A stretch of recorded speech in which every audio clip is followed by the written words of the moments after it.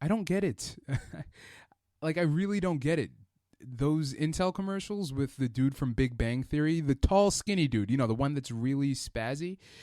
Every commercial, he just shows up in a purple shirt, touches some people's computer, gets fingerprints all over it, says something quirky, and then leaves. Like Intel, I don't get it. I just don't get these commercials. I'm sorry. I guess it's just me. I don't know. He's just a weird dude. I guess it's fine. People like that show, I guess. I don't. I don't know. It's not for me. It's just so weird. And everyone loves these. Like, first off, I saw the one where he's talking noobs with gamers when he just pulls up to those two gamers playing World of Warcraft in 2015 very heavily. It's weird. Whatever. Gosh. Just look, I know it's a commercial. I know it's tie-in. Nerds know who that guy is. You want to sell those i7 processors, but come on, man. I don't know. It's just unsettling. No one else has a problem with those commercials. It's just me. It's my problem. That's something I need to get through. I don't know what inside of me is manifesting its hate towards the Big Bang Theory guy, but that's something I need to work on. I'll admit that. Gosh. Look, you got to talk about something when you're doing a gaming podcast by yourself for about 40 minutes. It gets hard, It's not all bubblegum hills and Minecraft sheep, okay? It's not all cute and cuddly out there. It's real. Yeah, speaking of real, drug testing is coming to esports. I laughed when I first saw this, but it made sense the more I read about it. MLG, they're gonna currently be instituting drug tests. Let me pull up the article here. Geez, you'd think I'd pull that up when I'm talking about a story. Let's see. New York Times. Good old New York Times. Okay. Blah, blah, blah, blah, blah. Here we go. What do they say? Flouting rules for performance-enhancing drugs has felled some of the biggest names in sports. Now that list could include competitive video game players like Mr. Friesen. After he boasted that him and his teammates, they used prescription drugs, Adderall, to help them focus in competition. And now with more and more people, using Adderall, just cognitive enhancers, I don't know what else you can use, coffee, whatever. They're going to be instituting drug tests now with esports. I guess it's getting bigger, right? What did this one article say?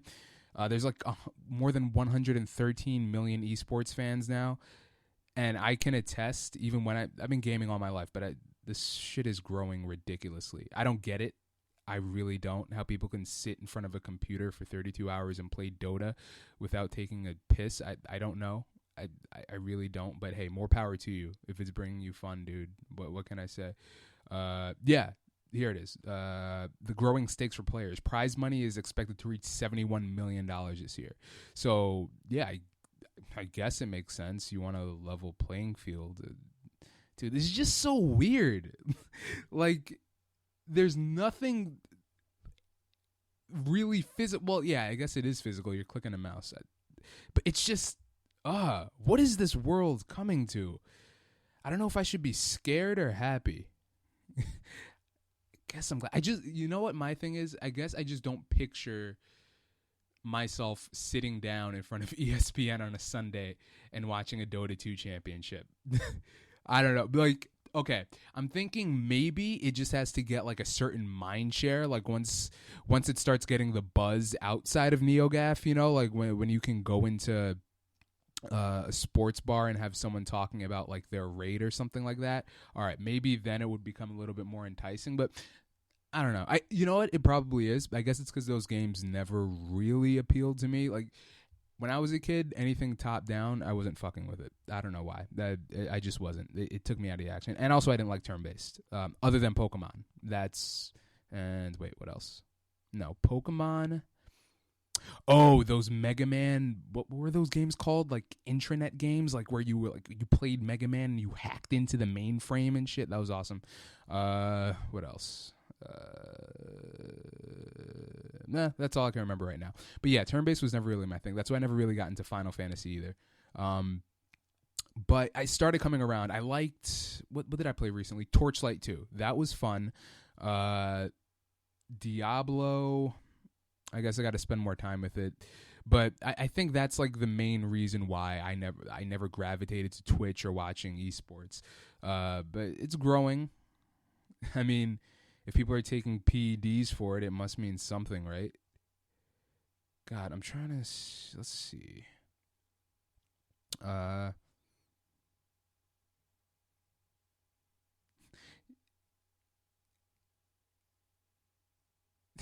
Like, I'm just picturing everyone at their computers at the gaming halls, just like, I thought it was, wait, so can you have Mountain Dew too? What about like heavily caffeinated drinks? You know, what are we talking about here? Because when I used to work at Hot Topic, we used to sell those little gamer fuel drinks. They were like little Red Bull cans, and they were like 30 grams of sugar, and they would get you all hopped up. It's like you just did a line. Like, they should ban those, if anything. That is what's messing up. That would mess up esports. Mess up your liver too. Jesus. Yeah, but it's not even top-down gaming too. It's like Call of Duty. It's growing. Because probably what I'm thinking is probably even in the next 10 years, you're probably going to see like Uncharted, like just speed runs and stuff like that, like leaderboards going up. I think it'll be something people care about. I mean, gaming's growing. It's only getting bigger. It's like the biggest entertainment medium right now in terms of monetary value. It makes sense, dude. Where there's money, that's where everyone follows. Follow the money. That's where everyone follows. So that was handled. Konami. What happened, man? What happened, dude? Like, we were boys. Back in the day, me and Konami, we were tight. We were Keenan and Kel. We were Corey and Sean. You know, we were Mr. Feeney and Corey's bedroom window at night. That's how me and Konami were. But I don't know. I guess they just stopped wanting to make games. Metal Gear Solid Phantom Pain's coming out September. Other than that, what else do they have? Pro Evolution Soccer. I don't know. It's just been a huge decline. It's just been not a huge decline, but just a falling off from, one of the titans in the gaming industry. So the big news that happened this week is now there's these Konami reports about cruel and unusual employee practices. It was I saw this one. Where is it? Oh, Forbes. So they just got, as everyone knows, Hideo Kojima, the creator of Metal Gear, who's been there since, I don't know, the Civil War. He just left the company. There's word that there's bad blood. I mean, Konami like yanked his name off the game. On every Metal Gear game, it says a Kojima Studios production. Konami just took that off. Like, yeah, fuck you, man. And he's gone. The game is still being finished, but after the game is released, he stated that he's leaving the company. Which I kind of want to see. Like, I want to see that guy do something else. He makes awesome games. Like, all right, Metal Gear's done. Then wasn't Metal Gear supposed to be over like after Metal Gear 4? Or something, and don't ask me about the Metal Gear story. Fuck you. Don't ask me about the Metal Gear story. How dare you expect me to keep up with that? I tried. I really did. Even before 4 came out, I went on YouTube and I watched the story videos from 1 to Snake Eater. Still, just so dense and so full of just bullshit. I guess some people like it. Whatever. I can't complain to you, but it's just... I can't hold on to anything. And then Metal Gear Solid 4, it was like I was watching a TV movie in between every cutscene.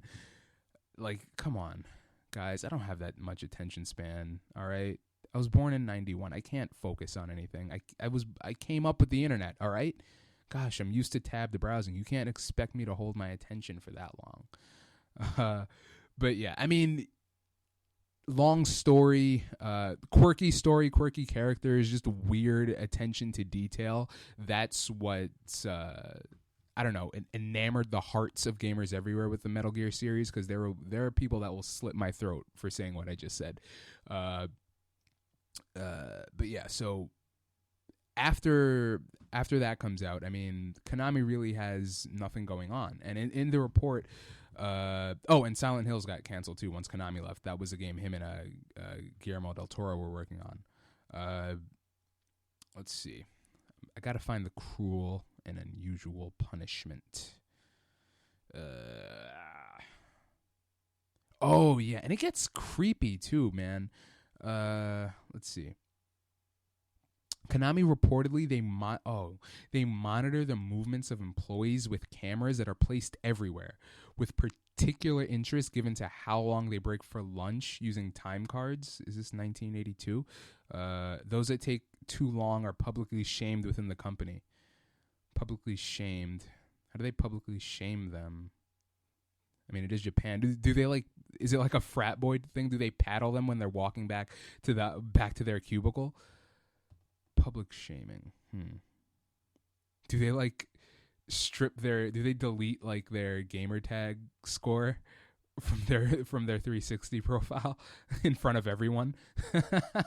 It's like the equivalent of turning in your police badge. It's just like a huge dishonor. God, I'm stupid. The only Konami employees that have their own email addresses are from PR and sales. Everyone else has to do with they get randomized email addresses that change every month.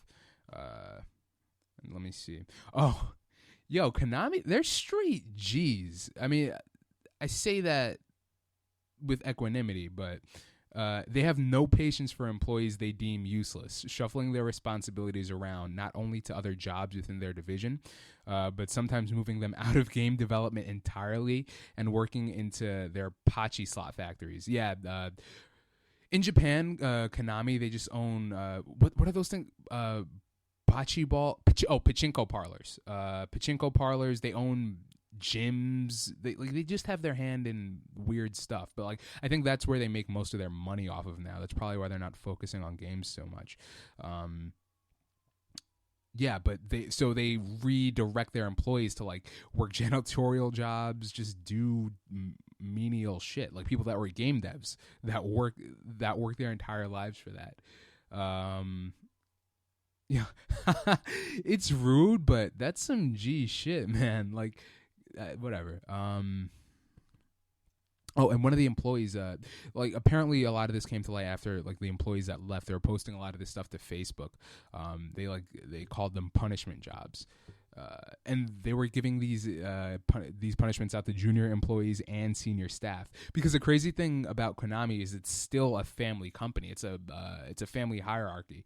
The founder of the company, I am gonna destroy this name, Kagemasa Kazuki, he's the chairman, while his son Takuya Kazuki is the president.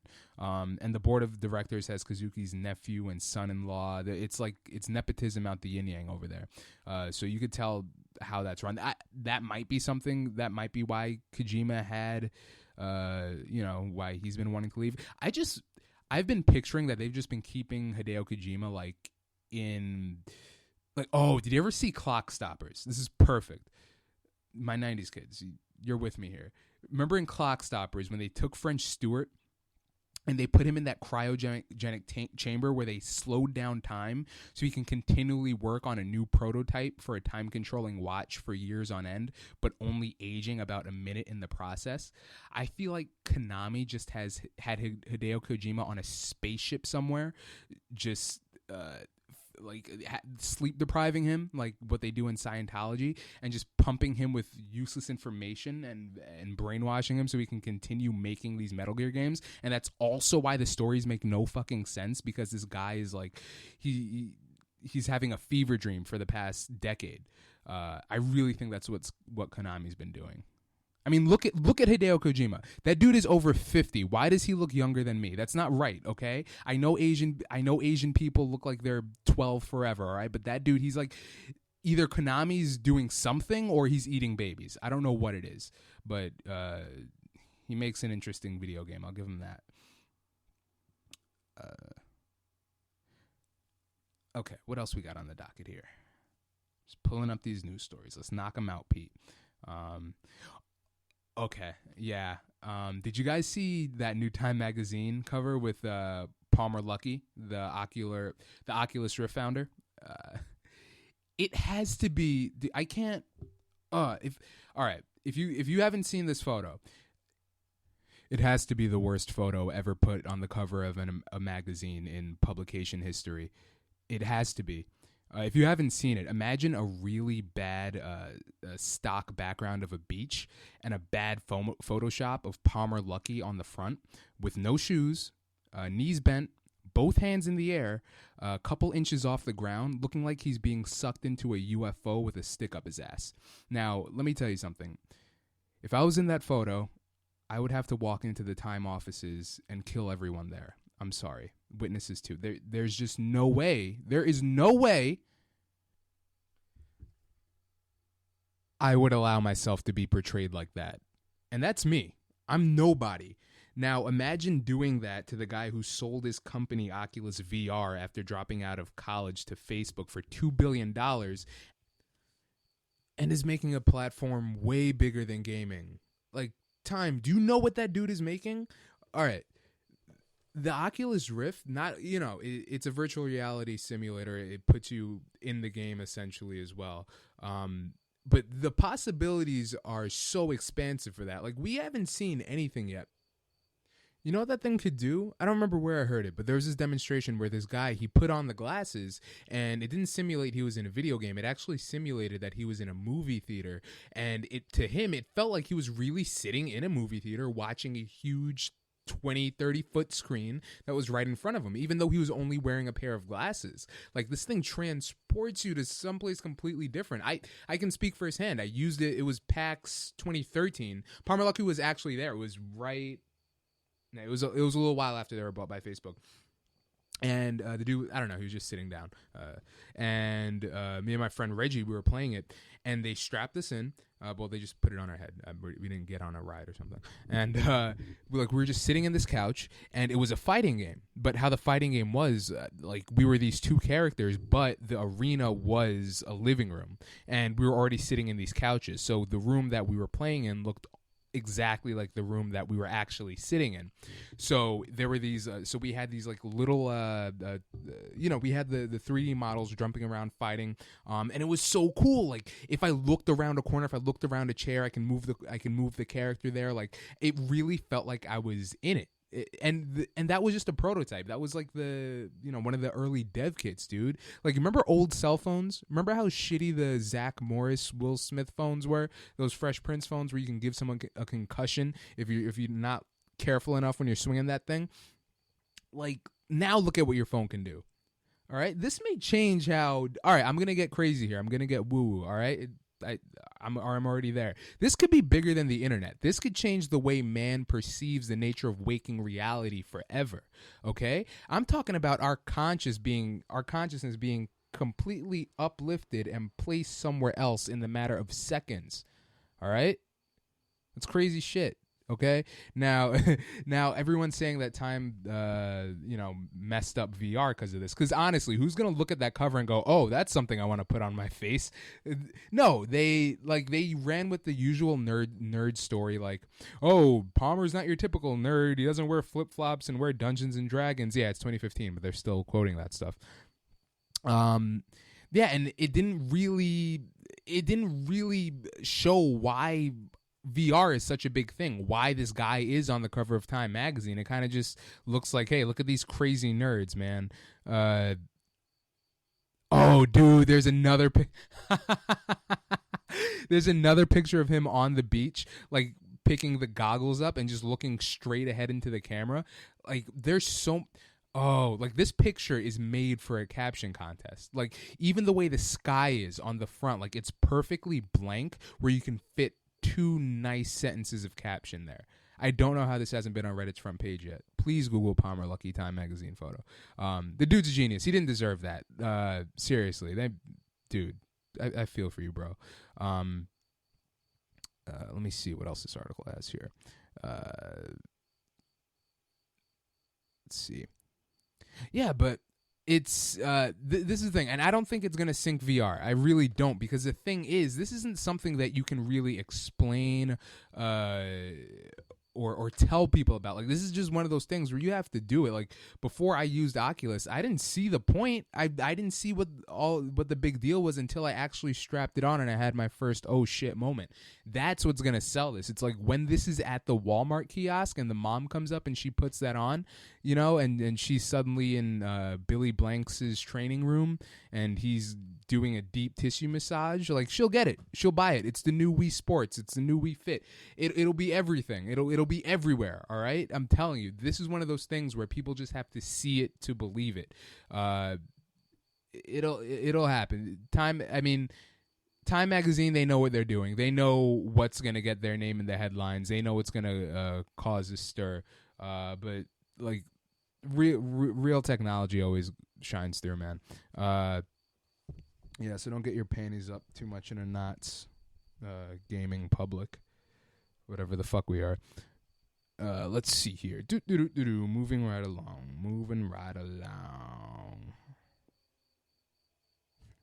Oh, okay. And this was actually kind of sad. Nintendo has actually sold more Amiibos now than Wii U's. Yeah, and Amiibos came out, last year? Wii U's have been out since 2012. I still haven't bought one. Yeah, they still need to do another price drop for that thing, man. I'm sorry, Nintendo. So yeah, Nintendo came out with their Amiibo line. That's basically Skylanders or Disney Infinity. It's like they're offering into the gaming/toy arena. The only thing with Amiibos that are really different is Nintendo makes about 2 Amiibos for each character. So if you want to find one, you can go fuck yourself. Yeah, so now they have sold 10.5 million Amiibos to date. Meanwhile, they've sold 9.54 million Wii U sales. Yeah. The Wii U is a higher, it's a $300 console, while, you know, Amiibos are like, $10, $13? But still, it says something that your console that's been on the market for so long still isn't gaining any traction. 9.54 million units for a console that's been out for 3 years now. That's like Dreamcast shit right there, man.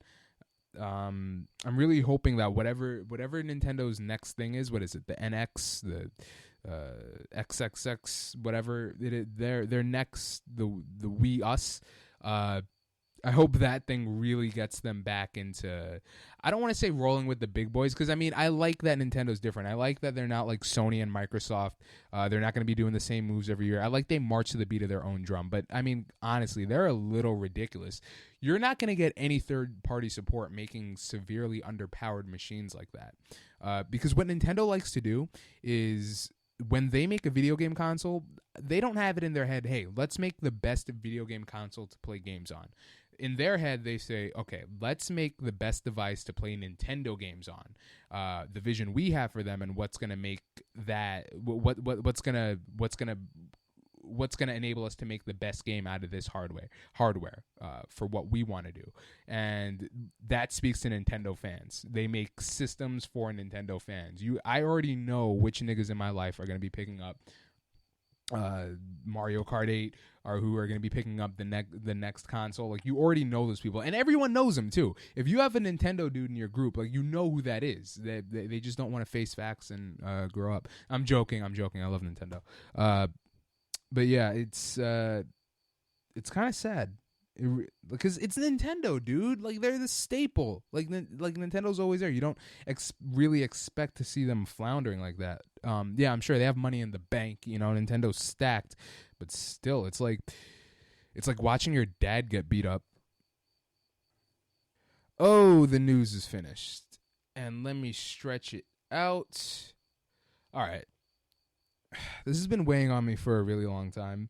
I tried to hold it in, but all the news I'm seeing, all the posts, I can't. I gotta let this out. It's weighing heavy on my chest, and I'm doing this for the good of my fellow gamers everywhere, okay? This is about that premature ordering, as we know it, pre-ordering. Now, everyone who pre-orders their games, stand your ass up. Well, not really. Leave a comment or something. Because you're the problem. You are the reason why companies are screwing us over. Let me tell you this. There is no reason on God's green earth to pre-order a video game. They will be there.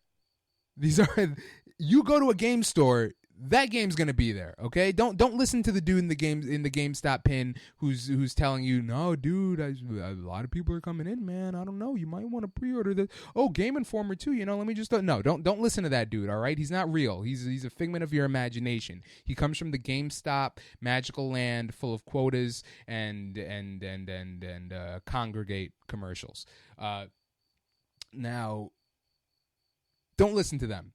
Pre-ordering is only a way for the publisher to secure your sale before they actually give you anything.